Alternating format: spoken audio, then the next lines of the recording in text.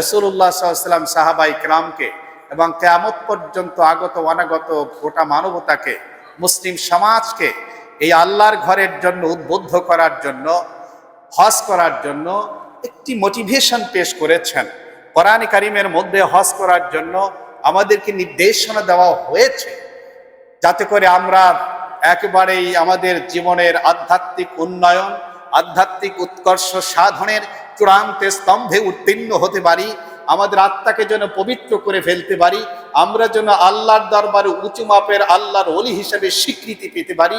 এই কারণেই মূলত কোরআন এবং হাদিস আমাদেরকে আল্লাহর সাথে, আল্লাহর ঘরকে কেন্দ্র করে, হারামাইন শরীফাইনকে কেন্দ্র করে আমরা যেন আমাদের জীবনটাকে সাজাই, এটা আল্লাহ তাআলা চাচ্ছেন। আল্লাহ তাআলা আমাদেরকে সাহাবায়ে কেরামের মতো, রাসূল করিম সাল্লাল্লাহু আলাইহি সাল্লামের মতো একেবারে অর্থবহ, জীবন্ত, প্রাণবন্ত হজ করার খুব তৌফিক দান করেন। আমিন। ওয়া আখিরু দাওয়ানা আনিল হামদুলিল্লাহি রাব্বিল আলামিন।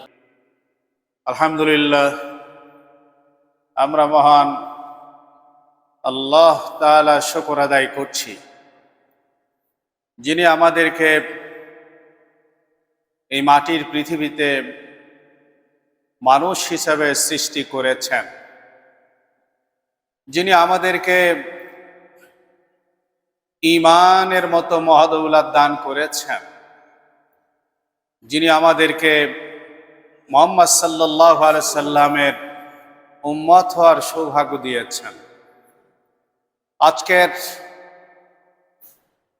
জুমাবারে জুমার নামাজ আদায় করার জন্য খুব আগেই আল্লাহর ঘরে পৌঁছানোর তৌফিক ইনায়েত করছেন, এজন্য শুকর আদায় করা দরকার। আলহামদুলিল্লাহ। মোহতারাম হাজিরিন, আমরা গত সপ্তাহে হজের ফরজ, হজের গুরুত্ব, তাৎপর্য, মাহাত্ম্য ও ফজিলত সম্বন্ধে আলোচনা করছিলাম। আজকের এই জুমাতেও গত জুমার ধারাবাহিকতার অংশ হিসাবে কিছুটা আলোচনা করব ইনশাআল্লাহ। আল্লাহ তাআলা যতটুকু তৌফিক দান করবেন। হজ ইসলামের একটি গুরুত্বপূর্ণ বিধান এবং নবম হিজরিতে হজের বিধান আল্লাহ তাআলা নাজিল করেন। হজ হচ্ছে মানুষের জীবনের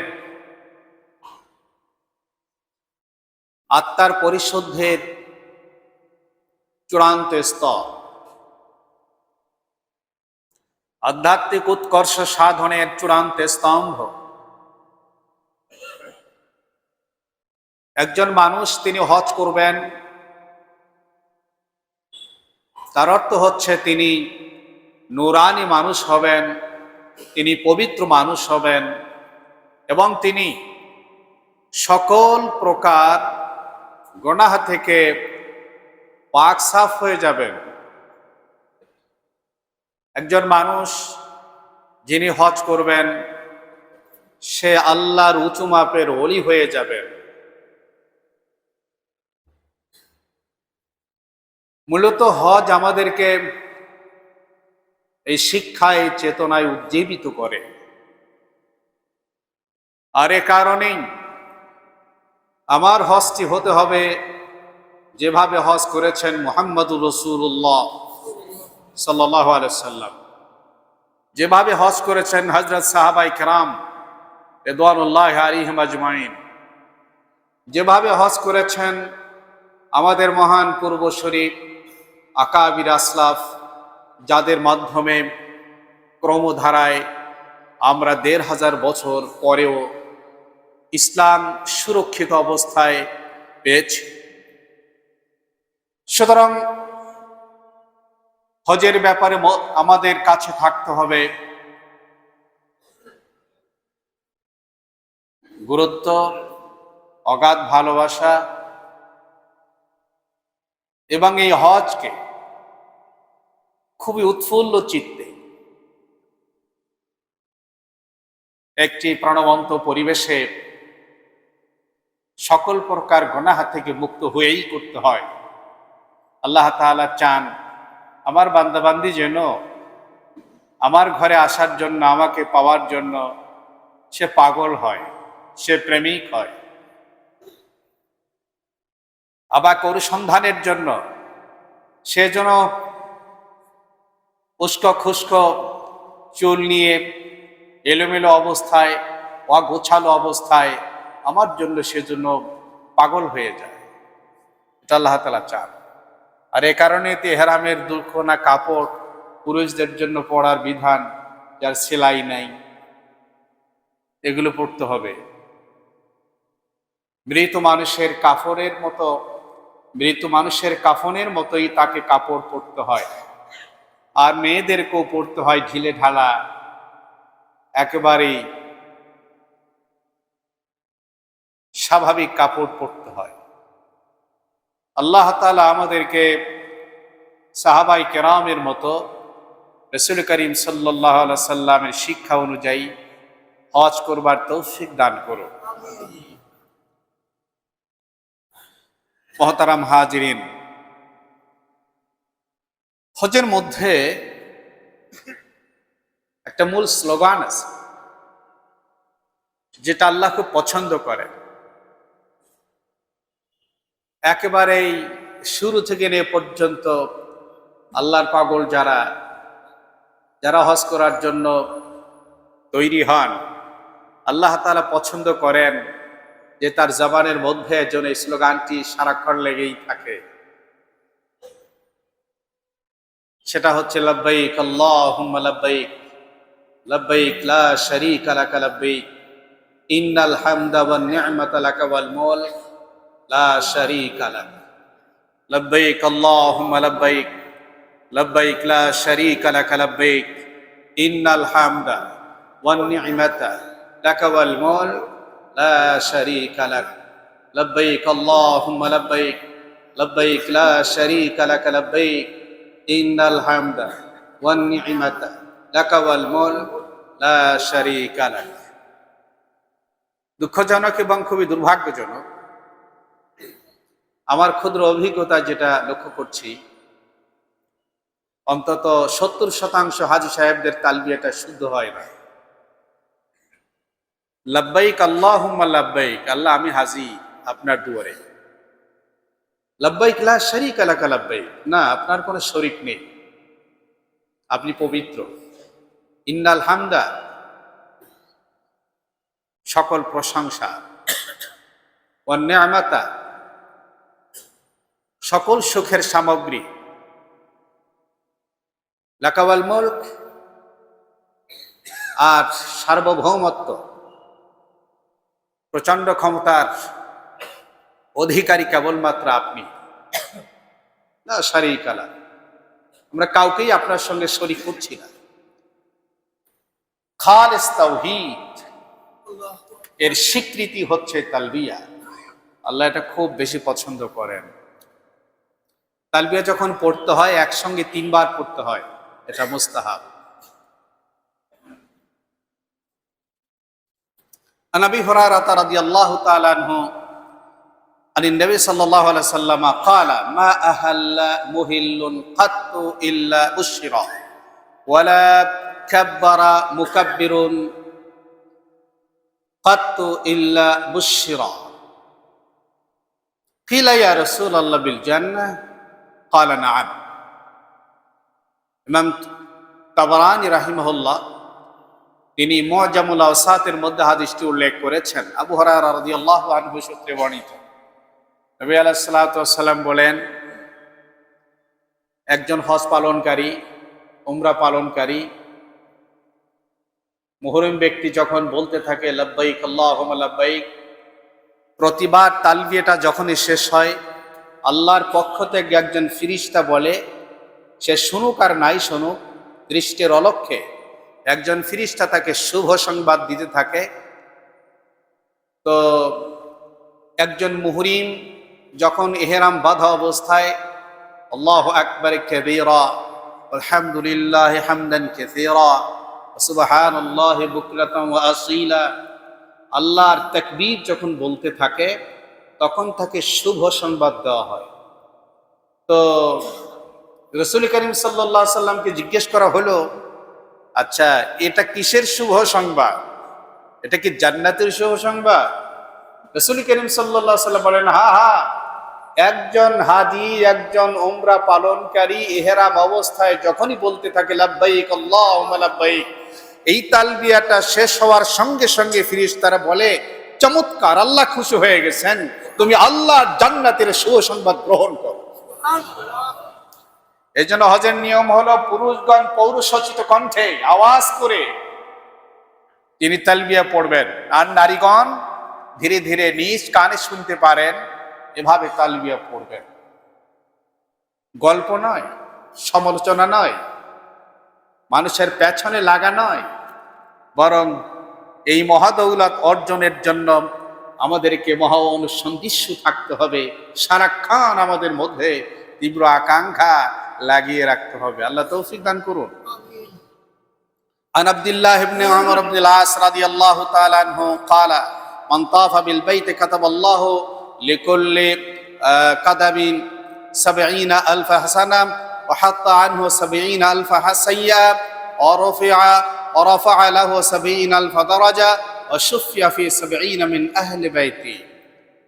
ইমাম মুনজিরি রাহিমাহুল্লাহ তিনি আত-তারগীব আত-তারহিবের মধ্যে বলেছেন, আব্দুল্লাহ ইবনে আমর ইবনে আল-আস রাদিয়াল্লাহু তাআলা আনহু সূত্রে বর্ণিত, নবী করিম সাল্লাল্লাহু আলাইহি সাল্লাম বলেন, আল্লাহর কোন বান্দা বান্দি যখন তাওয়াফ করতে থাকেন, প্রতিটি পা যখন রাখেন, প্রতিটি কদম যখন সে বাড়াতে থাকেন, নবী আলাইহিস সালাতু ওয়াস সালাম বলেন, প্রত্যেকটি কদমের বিনিময়ে আল্লাহ তাআলা তাকে 70,000 নেকি দান করেন।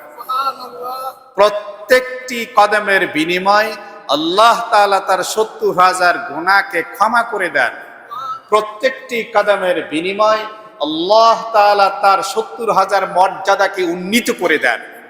প্রত্যেকটি কদমের বিনিময়ে আল্লাহ সুবহানাহু ওয়া তাআলা এত বড় মর্যাদা তো দিচ্ছেন, পাশাপাশি আল্লাহ তাআলা তাকে হাসরের ময়দানে তার পরিবারের মধ্য থেকে 70 জনকে সুপারিশ করার ক্ষমতাও দান করেন।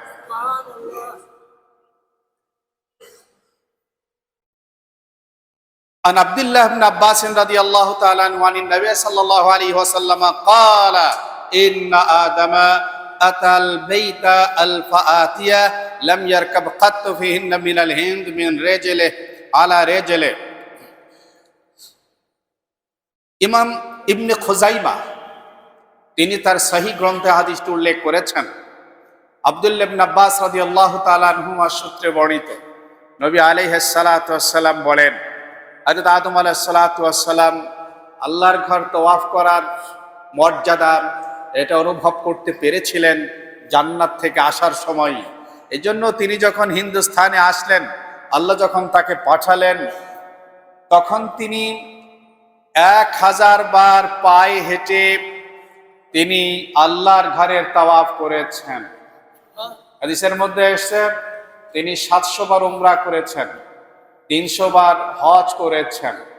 আদম আলাইহিস সালাতু ওয়াস সালামকে যখন নির্দেশ হলো কুল্লা হাবিতু মিনহা জামিয়া, এখানে থাকা যাবে না, এখন দুনিয়াতে যেতে হবে, অনাকাঙ্ক্ষিত একটি পদস্খলনের কারণে আদম আলাইহিস সালামের প্রতি যখন এই হুকুম জারি হলো, যার এখানে থাকা যাবে না, যেতে হবে দুনিয়াতে, আদম আলাইহিস সালাতু ওয়াস সালামের মনের মধ্যে কিছুটা কষ্ট অনুভব হলো, যাহারে এই প্রত্যেক আসমানের মধ্যে একটা মসজিদ আছে, মসজিদ আল মাগফিরা যেরকম 3 নম্বর সেক্টরে মসজিদ আছে, এরকম প্রথম আসমানে একটা মসজিদ আছে।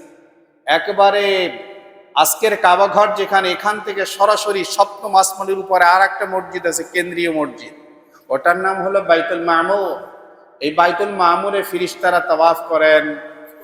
তো আদম আলাইহিস সালাতু ওয়াস সালাম চিন্তা করলেন, আরে আমি যাব, ওখানে তো কোনো এরকম আল্লাহর ঘর থাকবে না। সহিহ মুসলিমের একটি হাদিস, রাসূলুল্লাহ সাল্লাল্লাহু আলাইহি ওয়াসাল্লাম বলছেন, কাতাবাল্লাহু মাকাদিরাল খালাইকি ক্বাবলা আন ইয়াখলুকাস সামাওয়াতি ওয়াল আরদ ব50,000 সানাহ ওয়া কানা আরশুহু আলাল মা। প্রত্যেকটি মানুষ কি খাবে, কোথায় থাকবে, কখন মরবে, সে কি করবে, সবগুলো তাকদীর এটা লেখা হয়ে গেছে কখন, যখন আসমান আর জমিন সৃষ্টি হয় নাই, আসমান আর জমিন সৃষ্টি হয় নাই, বরং উপরে ছিল আরশ আর নিচে ছিল পানি। তাহলে আগে আসমান জমিন সৃষ্টি হয় নাই, আগে পানি ছিল, তার উপরে সরাসরি আরশ ছিল। 7টি জমিন তৈরি হয় নাই, 7টি আসমান তৈরি হয় নাই। তখন আপনারা আমার আল্লাহ তাআলা লিখে দিয়েছিলেন আজকের 10 তারিখে যে আপনি এখানে আল্লাহর ঘরে মসজিদে আসবেন, এই কথাটা তখন থেকেই লেখা ছিল। এটা আকস্মিক কোনো কথা নয়, এটা একেবারে হাজার হাজার হাজার হাজার বছরের পূর্ব পরিকল্পিত। সেই ধারায় আপনি আর আমি আজকে আল্লাহর ঘরে আসতে পেরেছি, আলহামদুলিল্লাহ। তো আসমান আর জমিন যখন সৃষ্টি হয় নাই, তখন আল্লাহ তাআলা প্রথম আদম আলাইহিস সালাতু ওয়াস সালামের এই দাবি এবং আকাঙ্ক্ষার প্রতিফলন ঘটানোর জন্য তিনি পৃথিবীর মাঝখানে মাটির মধ্যে বুদবুদ করালেন। সেখানে একটি ঘর তৈরি হলো, একটা মাটি তৈরি হলো, মাটির মধ্যে ফিরিস্তা দিয়ে আল্লাহ তাআলা কাবা ঘর বানালেন। এটাই ছিল প্রথম কাবা ঘর। আদমকে পাঠালেন, বলে টেনশনের কিছু নেই, তুমি আমার ঘর একটা পাবে ওখানে, আর সেটাকেই তাওয়াফ করবে।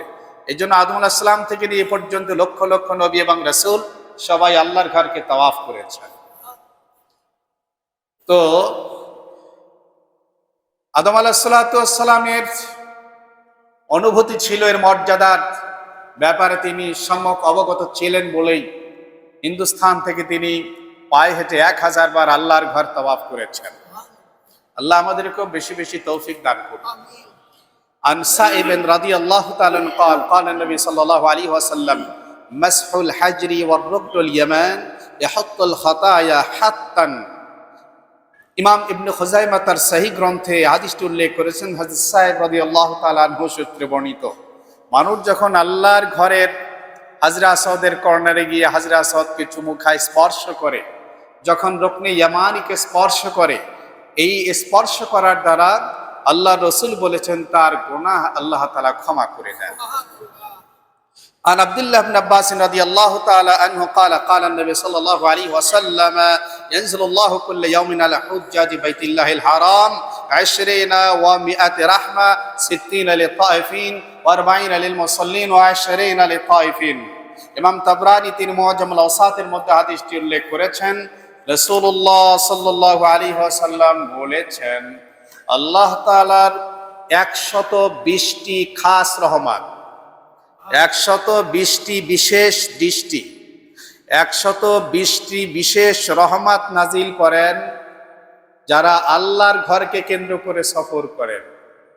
আল্লাহ রসুল সাল্লাল্লাহু আলাইহি সাল্লাম বলেছেন, যিনি তাওয়াফ করেন আল্লাহ তাআলা তার প্রতি খাস অসাধারণ বিশেষ 60টি রহমত তার উপর নাজিল করেন। যিনি আল্লাহর ঘরকে কেন্দ্র করে একেবারে নামাজ পড়তে থাকেন হারামের মধ্যে, আল্লাহ তাআলা তার প্রতি খাস এবং অসাধারণ বিশেষ 40টি রহমত নাজিল করেন। যিনি নামাজ পড়ছেন না, যিনি তাওয়াফ করছেন না, শুধু তাকিয়ে আছেন কারো ঘরটির দিকে, তার উপরে আল্লাহ তাআলা 20টি খাস আর অসাধারণ বিশেষ রহমত নাজিল করেন। মনে রাখবেন, আল্লাহর ঘরটি কিন্তু শুরু থেকেই কালো ছিল না। আল্লাহর ঘরের রং কখনো সাদা ছিল, কখনো হলুদ ছিল, কখনো হলুদের মধ্যে সাদা ছিল, কখনো গ্রিন ছিল, সবুজ ছিল। আর সর্বশেষ যারা কাবা ঘরকে নির্মাণ করেছিলেন তাদের বংশী ঐতিহ্য ছিল কালোটাকে তারা পছন্দ করতেন।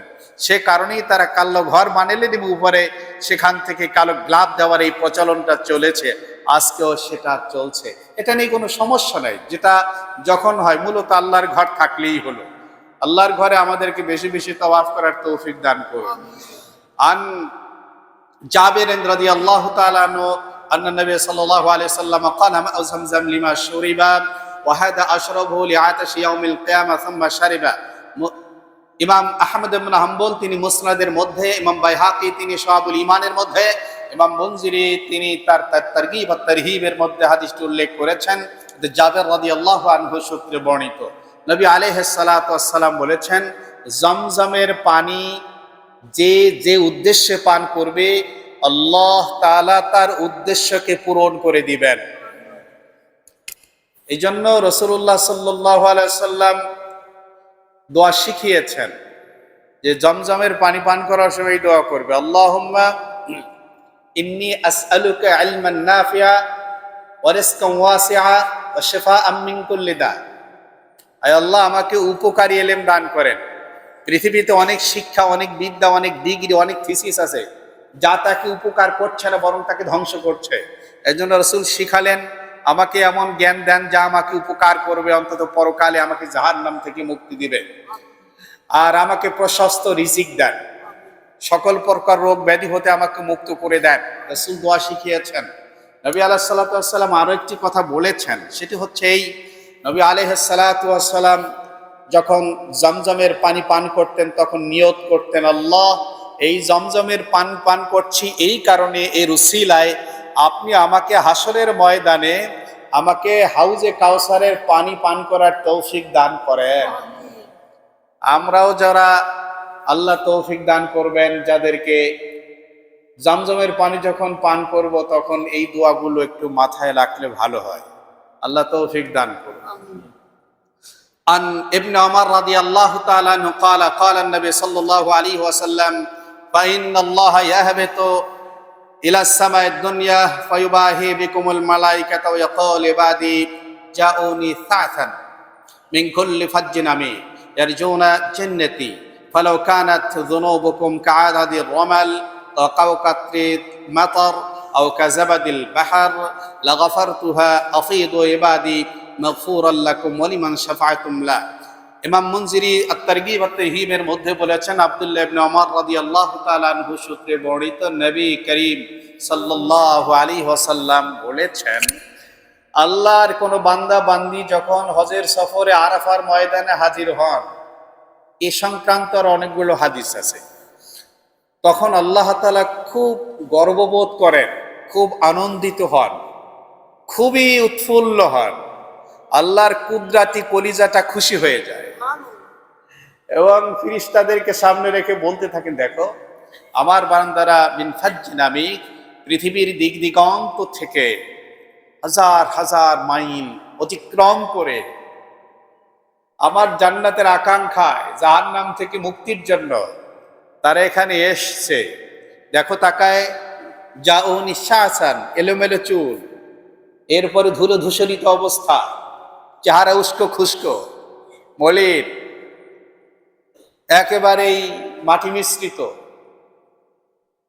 কোনো ফ্যাশন নাই, কোনো স্টাইল নেই, আসছে পাগলের মতো বলছে, লাব্বাইক আল্লাহুম্মা লাব্বাইক লাব্বাইক লা শারীকা লাক লাব্বাইক ইন্নাল হামদা ওয়ান নি'মাতা লাক ওয়াল মুলক লা শারীকা লাক। ফেরেশতারা তোমরা সাক্ষী থাকো, আমার বান্দারা যে জান্নাতের আকাঙ্ক্ষা এখানে এসছে, আমি আমার বান্দা যারা আজকে আরাফার ময়দানে উপস্থিত হলো সকলের জন্য জান্নাত দান করলাম, আর যারা আজকে হাজির হলো আমি সবাইকে ক্ষমা করে দিলাম। এরপরে বলেন, যাও নিজ নিজ দেশে চলে যাও, অসুবিধা নাই, একেবারে গুনাহমুক্ত পবিত্র অবস্থায় তুমি চলে যাও। মনে রেখো, ভয়ের কিছু নাই, আল্লাহ তাআলা আশান্বিত করছেন। তিনি বলছেন, তোমার গুনাহ যদি আকাশের নক্ষত্র পরিমাণ হয়, তোমার গুনাহ যদি বৃষ্টির ফোঁটা পরিমাণ হয়, তোমার গুনাহ যদি মহাসাগরের এই ফেনা পরিমাণ হয়, বলে আমি আল্লাহ এই আরাফার ময়দানে হাজির হওয়ার কারণে তোমার জীবনের গুনাহগুলো মাফ করে দিলাম। عن عبادة بن الصامت رضي الله تعالى عنه قال قال النبي صلى الله عليه وسلم وأما حلقك رأسك فإنه ليس من شارك تقع في الأرض إلا كانت لك نورا يوم القيامة।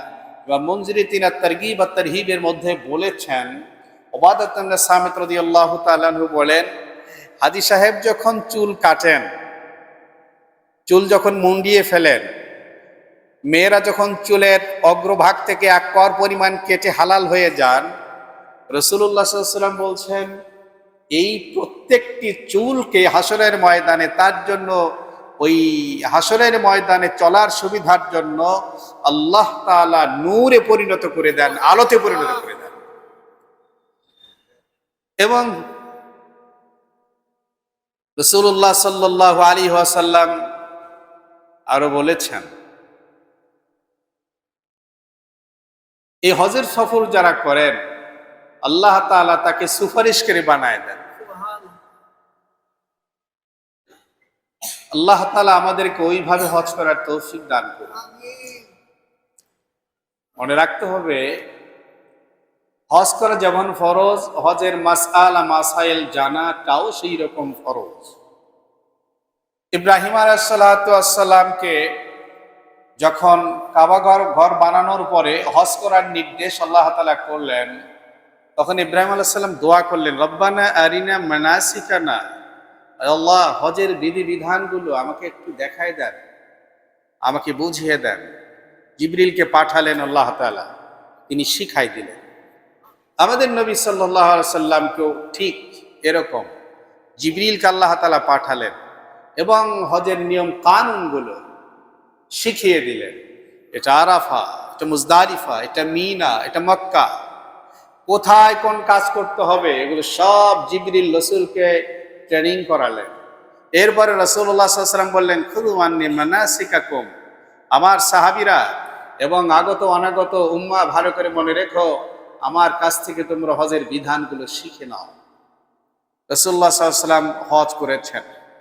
এই জন্য নবম হিজরিতে রাসূল করিম সাল্লাল্লাহু আলাইহি ওয়াসাল্লাম হযরত আবু বকর রাদিয়াল্লাহু তাআলা আনহুকে হজ কাফেলার আমিন বানিয়ে তিনি হজ করালেন। দশম হিজরিতে রাসূলুল্লাহ সাল্লাল্লাহু আলাইহি ওয়াসাল্লাম নিজেই হজ করলেন। এটাই একটি মাত্র হজ যেটাকে বিদায় হজ বলে আমরা ভালো করে চিনি। আল্লাহ তাআলা আমাদেরকে রাসূল করিম সাল্লাল্লাহু আলাইহি ওয়াসাল্লামের প্রদর্শিত আদর্শের উপর হজ করার তৌফিক দান করুন। আন আনাস ইবনে মালিক রাদিয়াল্লাহু তাআলা আনহু قال قال النبي صلى الله عليه وسلم صلاة الرجل في بيته بصلاة, রাসূল বলছেন কেউ যদি নিজের ঘরে নামাজ পড়ে তাহলে তো এক ওয়াক্ত নামাজ পড়লে এক ওয়াক্তেরই সওয়াব পাবে, অতিরিক্ত কিছু পাবে না। ওয়া সালাতুহু ফি মসজিদিল কাবাইল বি25 সালাতান, কেউ যদি মহল্লার মসজিদে, যেখানে পাঞ্জেগানা মসজিদ, এখানে নামাজ পড়ে তাহলে এক নামাজের বিনিময় আল্লাহ তাআলা তাকে 25 গুণ নামাজের সওয়াব দান করেন। ওয়া সালাতুন ফিল মসজিদিল্লাযী ইউজমা ফীহি বি500 সালাতিন, রাসূল বলেন কেউ যদি জামে মসজিদে, যেখানে জুমার নামাজ আদায় করা হয়, এরকম জামে মসজিদে যদি কেউ নামাজ পড়ে, আল্লাহ তাআলা তাকে এক ওয়াক্ত নামাজের বিনিময়ে 500 ওয়াক্ত নামাজের সওয়াব দান করেন। এক রাকাতের বিনিময়ে 500 রাকাত নামাজের সওয়াব দান করেন। ওয়া সালাতুন ফিল মসজিদিল আকসা বি50,000 সালাহ, রাসূল বলেছেন কেউ যদি ফিলিস্তিনের বাইতুল মুকাদ্দাস প্রথম কিবলায় নামাজ পড়ে, আল্লাহ তাআলা এক রাকাত নামাজের বিনিময়ে এরকম আল্লাহ তাআলা 50,000 রাকাত নামাজের সওয়াব দান করেন। ওয়া সালাতুহু ফি মসজিদি বি50,000 সালাহ, রাসূলুল্লাহ সাল্লাল্লাহু আলাইহি ওয়াসাল্লাম বলেন আমার মসজিদে কেউ যদি নামাজ পড়ে, মসজিদে নববীতে, আল্লাহ তাআলা তাকে এক ওয়াক্ত নামাজের বিনিময়ে 50,000 ওয়াক্ত নামাজের সওয়াব দেন। এক রাকাত নামাজের বিনিময়ে 50,000 রাকাত নামাজের সওয়াব আল্লাহ তাআলা তাকে দান করেন। ওয়া সালাতুন ফিল মসজিদিল হারাম বি100,000 সালাতিন, কেউ যদি আল্লাহর ঘর কাবা ঘরে নামাজ পড়ে, মসজিদুল হারামে নামাজ পড়েন, রাসূলুল্লাহ সাল্লাল্লাহু আলাইহি সাল্লাম বলেছেন আল্লাহ তাআলা তাকে এক রাকাতে 1,00,000 রাকাত নামাজের সমান নেকি দান করেন।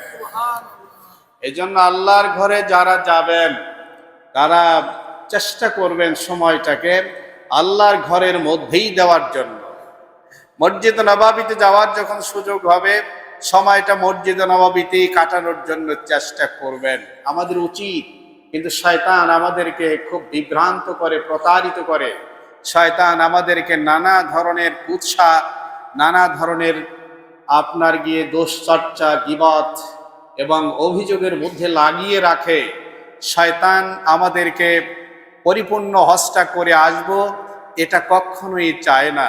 কারণ আমি বুঝি আর না বুঝি, শয়তান ভালো করে জানে একজন মানুষ যখন হজ করবে মাসআলা অনুযায়ী, বিশুদ্ধ পদ্ধতিতে এবং সেই আল্লাহর ভালোবাসা নিয়ে, তখন এই লোকটির এত বড় মর্যাদা হয়ে যায়, সে শুধু নিজে জান্নাতে যাবে না, সে তো এক হাদিস মতে 400 লোককে সুপারিশ করে জাহান্নাম থেকে জান্নাতে পৌঁছানোর ক্ষমতা রাখেন। এই লোকটা তো কায়ামিন ওয়ারাদাতহু উম্মুহ, মায়ের পেট থেকে সদ্য ভূমিষ্ঠ সন্তান যে রকমের নিষ্পাপ থাকে এই রকমের নিষ্পাপ হয়ে যায়। হাজি তো সে নিজের জন্য দোয়া নয়, বরং হাজির কাছে যারা যারা দোয়া চাবে আল্লাহ তাআলা তাদের দোয়ার জন্য দোয়াগুলোকে কবুল করে নেবেন। হাজির কাছে যদি দোয়া চায় আমার জন্য দোয়া করবে হাজি সাহেব আল্লাহ যেন আমাকে ক্ষমা করেন, হাজি সাহেব যখন বলবেন আল্লাহ আপনাকে ক্ষমা করুন, তখন আল্লাহ তাআলা হাজি সাহেবের সম্মানে তাকে ক্ষমা করে দেন। এত বড় মর্যাদা, এইটা শয়তান চায় না। এটা নিজেদের মধ্যে ঝগড়া, কলহ, দ্বন্দ্ব, বাক বিচারটা এগুলো লাগাই দিয়ে রাখে। আমাদের সাবধানতা অবলম্বন করতে হবে, শয়তান যেন আমাদেরকে বিভ্রান্ত করতে না পারে। عن عمر بن الخطاب رضي الله تعالى عنه قال سمعت رسول الله صلى الله عليه وسلم يقول من زارني كنت له شفيعا أو شهيدا يوم القيامة ومن مات في أحد الحرمين بعثه الله آمنين يوم القيامة। ইমাম বাইহাকি তিনি তার সুনানে কুবরার মধ্যে হাদিসটিকে উল্লেখ করেছেন। ওমর ইবনুল খাত্তাব রাদিয়াল্লাহু তাআলা আনহু বর্ণনা করেন, রাসূলুল্লাহ সাল্লাল্লাহু আলাইহি ওয়াসাল্লাম বলেন, যে ব্যক্তি আমাকে জিয়ারত করবে, যে ব্যক্তি আমার জিয়ারত করবে, আমি হাসরের ময়দানে তার পক্ষে জান্নাতে যাওয়ার জন্য সাক্ষী হব, সুপারিশকারী হব। নবী আলাইহিস সালাতু ওয়াস সালাম আরো বলেন, কেউ যদি মসজিদের মদিনা শরীফ অথবা মক্কা শরীফে ইন্তেকাল করেন, কত বড় সৌভাগ্য। রাসূল বলেছেন যে হাসরের ময়দানে যারা একেবারে নিরাপদে জান্নাতে পৌঁছানোর জন্য আল্লাহ যাদেরকে উঠাবেন, নিরাপদ ব্যক্তিদের মধ্যে আল্লাহ তাদেরকে শামিল করবেন। হাসরের ময়দানের সেই বিভৎস চেহারা, সেই ভয়াবহ জাহান্নামের রূপ আর জাহান্নামের তর্জন গর্জনার হুঙ্কার, এগুলো তার দেখতে হবে না, আল্লাহ তাআলা তাকে নিরাপদে রাখবেন। وعن ابي هريره رضي الله تعالى عنه قال ما بين بيتي ومنبري روضة من رياض الجنة ومنبري على حوضي। নবী আলাইহিস সালাতু ওয়াস সালাম বলেছেন, হযরত আবু হুরায়রা রাদিয়াল্লাহু তাআলা আনহু সূত্রে বর্ণিত হাদিসটি ইমাম বুখারী এবং ইমাম মুসলিম তার সহিহ গ্রন্থে আলোচনা করেছেন। মা বাইনা বাইতি ওয়া মিনবারি রাউদাতুম মিন রিয়াজিল জান্নাহ, রাসূল বলেছেন আমার ঘর এবং আমার মসজিদের মিম্বার এর মাঝখানের যে জায়গাটুকু আছে এর পুরোটাই হচ্ছে জান্নাতের টুকরা, রিয়াজুল জান্নাহ। এর ব্যাখ্যা মুহাদ্দিসিনে কেরাম বলেছেন, কি বলেছেন? দুটি ব্যাখ্যা করেছেন। একটি ব্যাখ্যা হলো আল্লাহ তাআলা এই জায়গাটুকুনকে আল্লাহ তাআলা হাসরের ময়দানে কিয়ামত সংগঠিত হওয়ার আগেই আল্লাহ তাআলা উঠাই নিয়ে যাবেন, হেফাজত করবেন। এর মর্যাদাটা কতটুকু! রাসূলুল্লাহ সাল্লাল্লাহু আলাইহি ওয়াসাল্লামের এই হাদিসের ব্যাখ্যা মুহাদ্দিসিনে কেরাম বলেন, যারা রিয়াজুল জান্নায় নামাজ পড়ার সৌভাগ্য পাবেন, যাদের এই কপালটা রিয়াজুল জান্নার ওই জান্নাতের টুকরার মধ্যে লাগানোর সুযোগ পাবেন, আল্লাহ তাআলা ওই কপালকে জাহান্নামে নিবেন, ওটা জান্নাতের জন্যই উপযোগী। এজন্যই রিয়াজুল জান্নায় এখন ঢুকতে হলে এখন পারমিশন নিতে হয়। আগে যেরকমের আমরা ইচ্ছে করলেই সবসময় প্রতিদিন যেতে পারতাম, এখন ওরকম না। একবার সুযোগ পাই, অনেক সময় নানা জটিলতায় সুযোগও পাওয়া যায় না। আল্লাহর কাছে দোয়া করতেও থাকা, প্রত্যেকটি ভালো কাজের জন্য আল্লাহর সাহায্য কামনা করা দরকার। আল্লাহ যেন রিয়াজুল জান্নায় আমাদেরকে নামাজ পড়ার তৌফিক দান করে। সম্মানিত মুসাল্লানে কেরাম, যারা হজ করতে যাচ্ছেন এবং যারা নিয়ত রাখেন, নিয়ত তো আমাদের সবারই আছে, কি বলেন? নিয়ত তো আমাদের সবারই আছে। এই হজের জন্য প্রাণ শক্তি হচ্ছে চারটা জিনিস। কয়টা জিনিস? চারটা জিনিস হচ্ছে প্রাণ শক্তি। এক নাম্বার হচ্ছে ইখলাস। ওয়ালিল্লাহি আলান নাসি হজ্জুল বাইত মান ইসতাতা ইলাইহি সাবিলা। আল্লাহ কোরআন শরীফে এই আয়াতখানা নাজিল করে প্রথমেই যেটা বলেছেন, তুমি আল্লাহকে খুশি করার জন্য হজ করবে। কাকে খুশি করার জন্য? আল্লাহকে খুশি করার জন্য। এই জন্য নামের পেছনে আলহাজ বা হাজি লাগানোর যে প্রবণতাটা আমাদের সমাজের মধ্যে আছে, এখান থেকে আমাদের বেরিয়ে আসতে হবে। কারণ রাসূলুল্লাহ সাল্লাল্লাহু আলাইহি ওয়াসাল্লাম হজ করেছেন, সাহাবায়ে কেরাম হজ করেছেন, কোন সাহাবীর নামের পেছনে কিন্তু আলহাজ বা হাজি লেখা হয় না, নিশ্চয় আপনারা জেনে থাকবেন। তো এই জন্য এই ধরনের চিন্তা চেতনা যাদের মধ্যে আছে, অনেকে তো হজ করার আগেই তার লাগেজের মধ্যে হাজি শব্দটা লিখে এরপরে নামটা লেখেন। এটা আমাদের চোখে দেখার এই সুযোগটা হয়েছে, সেজন্য বললাম আমরা নিয়ত করি আমি হজ করব আল্লাহকে খুশি করার জন্য। এই হজটার এটা আগামীতে নির্বাচন করলে মানুষ একটু মনে করবে লোকটা হাজি সাহেব মানুষ, তাহলে ভোটটা দেই না। অথবা ছেলে মেয়ে বিবাহ দেওয়ার জন্য একটু সুবিধা হবে হজ করার জন্য। অথবা আলহাজ লিখলেন, হাজি লিখলে আলাদা একটা সম্মাননা পাওয়া যায়, আলাদা একটা দুর্বলতা পাওয়া যায়। নানাবিধ যে খারাপ নিয়তগুলো আছে এগুলো যেন আমাদের হজের মধ্যে কোনো স্পর্শ না করে, আল্লাহ তৌফিক দান করেন। যারা হাজি লিখতে অভ্যস্ত তারা যদি বাদ দিতে পারেন খুবই ভালো হয়। হ্যাঁ, কেউ যদি কাউকে হাজি বলেন সেটা ভালো, সেটা বলতেই পারে, কিন্তু আমি আমার নিজের ইচ্ছায় আমি আকাঙ্ক্ষা করব যে আমার নামের পেছনে আলহাজ লেখা হোক, অথবা আমি নিজে লিখেই এটাকে একটা ব্র্যান্ড বানিয়ে দিলাম, এমনটি যেন না হয়। আল্লাহ আমাদেরকে রক্ষা করুন। এটা আপনাদের প্রতি আমার অত্যন্ত হৃদয়ের নিংড়ানো ভালোবাসা, আপনাদের প্রতি দরদ ব্যথা ভালোবাসা আছে বলেই আমি বললাম, যেটা হাসরের ময়দানে আমাদের উপকারে লাগবে। 1 নম্বর হচ্ছে ইখলাস, 2 নম্বর হলো তাকওয়া। আল্লাহ কোরআনের মধ্যেই বলেছেন ফাইন্না খায়রাজ যাদি তাকওয়া, তাকওয়া লাগবে হজের সফরে, এটা প্রাণ শক্তি। তো তাকওয়া কি জিনিস? তাকওয়া হচ্ছে সকল প্রকার গুনাহ থেকে বেঁচে থাকা, সকল প্রকার গুনাহ থেকে বেঁচে থাকা। দেখুন আল্লাহ তাআলা হাজীদেরকে এত বড় সম্মান দিয়েছেন। আল্লাহ যখন হাজীদের ব্যাপারে জানেন যে এই হাজীকে শয়তান খুব ঝামেলা করবে, প্রতারণা দিবে, প্রবঞ্চনা দিবে, হাজীদেরকে ধোঁকা দিবে, হাজীদেরকে বিভিন্ন ঝগড়া করার মতো একটা পরিবেশ তৈরি করবে, এই জন্য আল্লাহ তাআলা বলেছেন যে ফালা রাফাতা ওয়ালা ফুসুকা ওয়ালা জিদালা ফিল হাজ। হাজী তো এত সম্ভ্রান্ত মানুষ, হাজী তো এত মর্যাদাবান মানুষ, হাজী তো এতটা আল্লাহর প্রিয় মানুষ, সে ঝগড়া করবে, মারামারি করবে, গালাগালি করবে, অশ্লীলতায় লিপ্ত হবে, এটা তো তার ডিকশনারিতে থাকতেই পারে না। এই জন্য আল্লাহ তাআলা রাজকীয় ভাষায় তিনি বলেছেন না, যিনি হজ করবেন তার হজের সফরে কোনো ঝগড়া থাকতে পারে না, মারামারি থাকতে পারে না, গালাগালি থাকতে পারে না, নগ্নতা থাকতে পারে না। তিনি অত্যন্ত দামি মানুষ, তিনি তো তাকওয়া দ্বারা পরিপূর্ণ থাকবেন।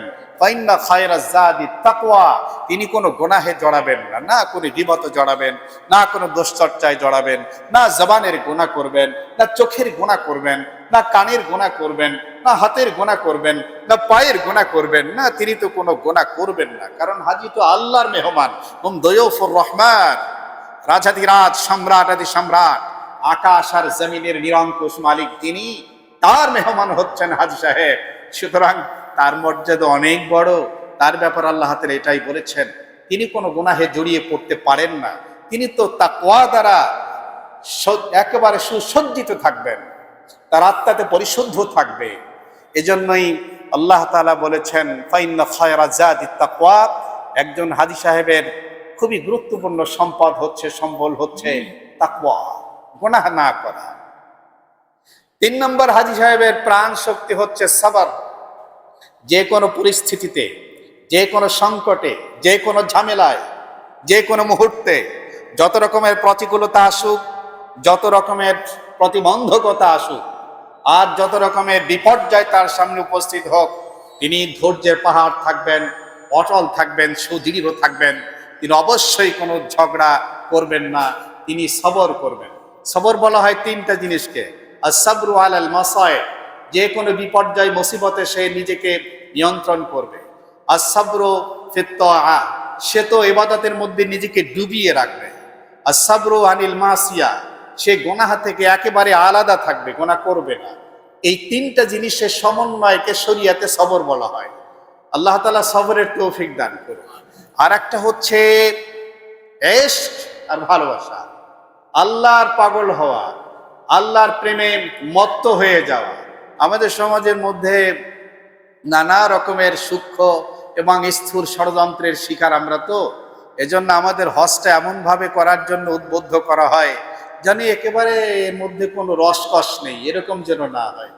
হজ হবে আল্লাহর ভালোবাসা নিয়ে। সাহিল সে লাগা দে মেরে ইশকো কি সফিনা, আঁখোं से देखा दे मुझे मक्का ও মদিনা। আর এশক আর মহব্বত আর ভালোবাসা দিয়ে থাকবে। একজন হাজী সাহেবের হৃদয়টা টাইটম্বুর থাকবে। আমার মনে আছে একবার একজন একেবারে অজপাড়ার গ্রামগঞ্জের একজন হাজী সাহেব, তিনি আরফার ময়দানে বসে একটি গজল গাচ্ছিলেন।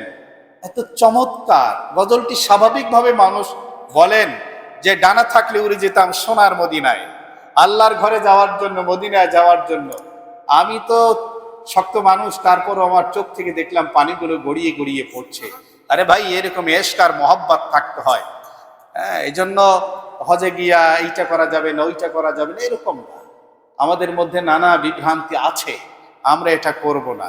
একেবারেই রক্ষণশীল, একেবারেই আল্লাহওয়ালা, একেবারেই যারা কোরআন হাদিস সম্বন্ধে গভীর জ্ঞান রাখেন, এরকমের রক্ষণশীল ওলামায়ে কেরাম, হক্কানি ওলামায়ে কেরামের তত্ত্বাবধানে, তাদের পৃষ্ঠপোষকতা এবং তাদের দিক নির্দেশনায় এবং তাদের পরামর্শক্রমে আমাদের হজটা হওয়া দরকার। তা না হলে আমাদের হজ টাকা যাচ্ছে, সময় যাচ্ছে, কিন্তু হজের পরিপূর্ণতা আমাদের মধ্যে আসছে না। আল্লাহ আমাদেরকে খুব তৌফিক দান করেন। মহতারাম হাজিরিন, হজ সংক্রান্ত এই দুটি জুমা কিছু ফাজাইল এবং সাথে সাথে কিছু কথাবার্তা আমরা বললাম। এটা এক বিশাল সমুদ্র, এটা তো দুই এক জুমায় কথা বলে শেষ করা যায় না। তারপরও রাসূলুল্লাহ সাল্লাল্লাহু আলাইহি ওয়াসাল্লাম সাহাবায়ে কেরামকে এবং কিয়ামত পর্যন্ত আগত অনাগত গোটা মানবতাকে, মুসলিম সমাজকে এই আল্লাহর ঘরের জন্য উদ্বুদ্ধ করার জন্য, হজ করার জন্য একটি মোটিভেশন পেশ করেছেন। কোরআনে কারিমের মধ্যে হজ করার জন্য আমাদেরকে নির্দেশনা দেওয়া হয়েছে, যাতে করে আমরা একেবারেই আমাদের জীবনের আধ্যাত্মিক উন্নয়ন, আধ্যাত্মিক উৎকর্ষ সাধনের চূড়ান্ত স্তম্ভে উত্তীর্ণ হতে পারি, আমাদের আত্মাকে যেন পবিত্র করে ফেলতে পারি, আমরা যেন আল্লাহর দরবারে উঁচু মাপের আল্লাহর ওলি হিসেবে স্বীকৃতি পেতে পারি। এই কারণেই মূলত কোরআন এবং হাদিস আমাদেরকে আল্লাহর সাথে, আল্লাহর ঘরকে কেন্দ্র করে, হারামাইন শরীফাইনকে কেন্দ্র করে আমরা যেন আমাদের জীবনটাকে সাজাই, এটা আল্লাহ তাআলা চাচ্ছেন। আল্লাহ তাআলা আমাদেরকে সাহাবায়ে কেরামের মতো, রাসূল করিম সাল্লাল্লাহু আলাইহি সাল্লামের মতো একেবারে অর্থবহ, জীবন্ত, প্রাণবন্ত হজ করার খুব তৌফিক দান করেন। আমিন। ওয়া আখিরু দাওয়ানা আনিল হামদুলিল্লাহি রাব্বিল আলামিন।